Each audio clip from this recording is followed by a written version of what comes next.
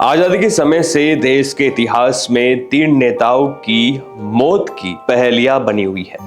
उनमें नेताजी सुभाष चंद्र बोस, पूर्व प्रधानमंत्री लाल बहादुर शास्त्री का नाम शामिल है और उसी फहरिस्त में एक और नाम शामिल है। उस नेता का नाम है डॉक्टर श्यामा प्रसाद मुखर्जी। डॉक्टर श्यामा प्रसाद मुखर्जी के निधन को लगभग 7 दशक पूरे हो चुके हैं और अभी भी उनकी मौत की पहेली बनी हुई है। आज 23 जून को उनकी पुण्यतिथि है, यानी आज के दिन 23 जून 1953 में श्रीनगर में उनकी मौत हो गई थी। आज बीजेपी इसे बलिदान दिवस के तौर पर मना रही है। श्यामा प्रसाद मुखर्जी के निधन को 71 साल पूरे हो चुके हैं, लेकिन आज भी उनकी मौत का रहस्य सिर्फ रहस्य बनकर रह गया है। सियासतदानों का एक बड़ा धड़ा श्यामा प्रसाद मुखर्जी की मौत को साजिश मानता है, जबकि दूसरा उनकी मौत को प्राकृतिक बताता रहा है। मौत की असल वजह क्या रही ये किसी को नहीं पता, लेकिन उनकी मौत किन परिस्थितियों में हुई और मौत से पहले क्या हुआ ये जान लेना बेहद जरूरी है। आप देख रहे हैं भारत रफ्तार और मैं हूं आपके साथ मनीष गौड़।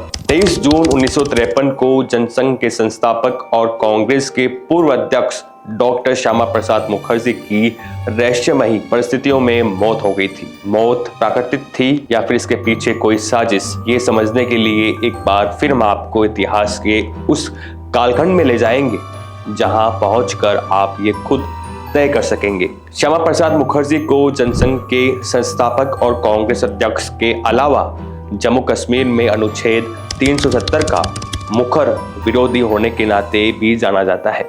उनकी इच्छा थी कि जम्मू कश्मीर में भी अन्य राज्यों की तरह सम्मान कानून रहे, कश्मीर को भी देश के हिस्से की तरह देखा जाए।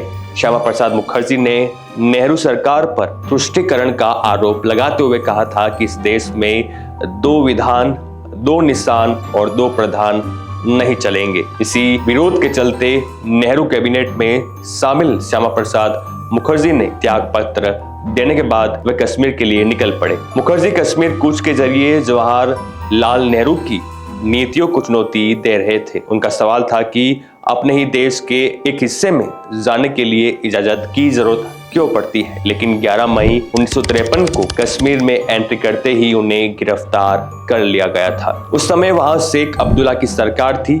2 समर्थकों के साथ गिरफ्तार किए गए श्यामा प्रसाद मुखर्जी को पहले श्रीनगर सेंट्रल जेल में ले जाया गया, बाद में वहां से शहर के एक कॉटेज में शिफ्ट कर दिया गया। कॉटेज में 1 महीने से ज्यादा कैद रहे मुखर्जी की सेहत लगातार बिगड़ने लगी। 19 और 20 जून की रात किए गए चेकअप में पता चला कि श्यामा प्रसाद मुखर्जी को प्लूराइटिस हो गया है, यानी कि 1937 और 1944 में वो पहले से इस बीमारी का शिकार हो चुके थे। जिसके बाद डॉक्टर अली मोहम्मद ने उन्हें स्ट्रेप्टोमाइसिन का इंजेक्शन दे दिया। कहा जा रहा है कि मुखर्जी ने डॉक्टर अली को बताया था कि स्ट्रेप्टोमाइसिन उन्हें सूट नहीं करती है, ऐसा उनकी फैमिली डॉक्टर का मानना है, लेकिन इसके बावजूद अली ने उन्हें इंजेक्शन दिया था। तारीख थी 22 जून 1953। श्यामा प्रसाद मुखर्जी को सांस लेने में तकलीफ होने लगी। उन्हें कॉटेज से हॉस्पिटल में शिफ्ट किया गया, जहां पता चला कि मुखर्जी का हार्ट अटैक से निधन हो चुका है। उसके बाद